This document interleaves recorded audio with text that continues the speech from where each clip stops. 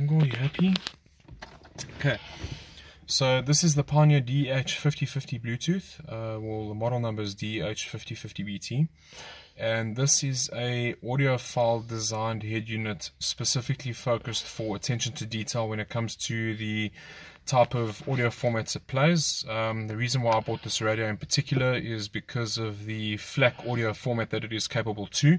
So it's this audio, so it's equivalent to a WAV file but a bit more detail. So it includes all the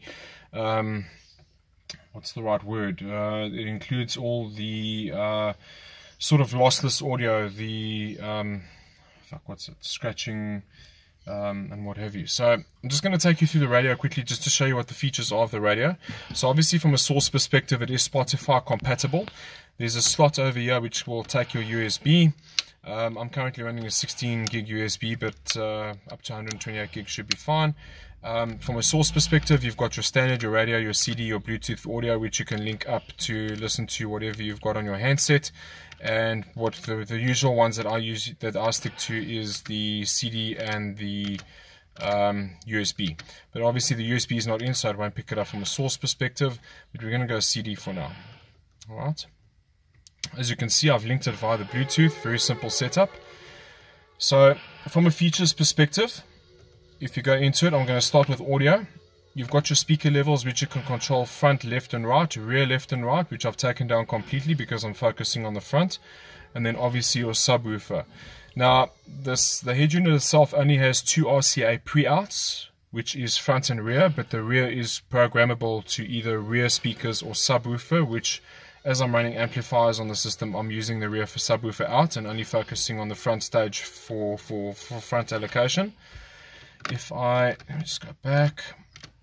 If I take a look at the audio setup, let me just go back, sorry, CD.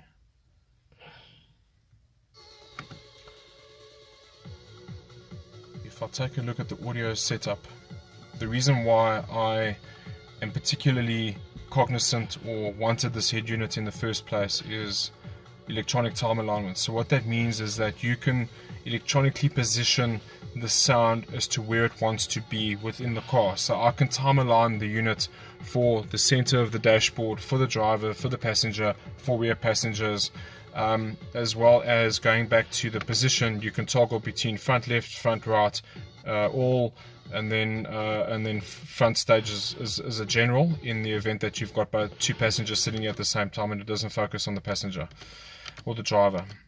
So if I go back to it, from an EQ perspective, the head unit has 13 pre bands. So this ranges from 50 Hertz. Let me just get back to it quickly. So if I go to equalizer, it's got 13 bands that you can customize. It ranges from 50 Hertz all the way up to 12.5 kilohertz. So it's got quite a broad band range for the price range that the radio is sold at, and the features that you can do in setting up this range. From a illumination perspective, obviously if you take a look at the dashboard of what I've done, it's green and red accents. So what I've done is you can adjust your button colors as well as your screen colors to accommodate the ambient lighting within your dashboard.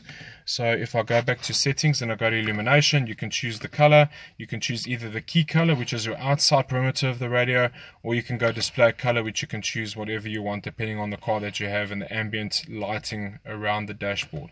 So if I go key color, I chose green and white for visibility perspective.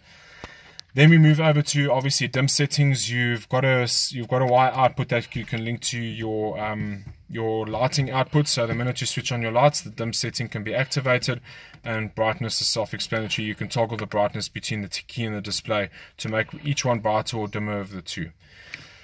From a system perspective, obviously the standard features, you've got your clock, you've got your auxiliary toggle. I don't use auxiliary output, so I've switched that off. Bluetooth audio, I use Bluetooth audio linked to my cell phone, so I listen to music and audiobooks via my handset, so I've activated Bluetooth audio. And Spotify and Pandora I don't use in South Africa, so that's not necessarily needed.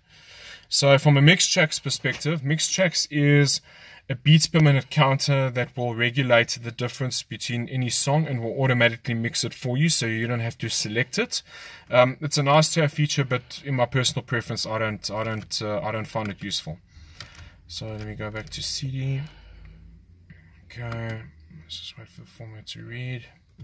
So, function perspective, SRTV. Now this for me is a filter for MP3. So what it does is, because MP3 is a clearer or smaller cut version of a WAV or a FLAC file, it's taken a lot of the frequencies out of it, or a lot of the noise, to make it a smaller formatted file.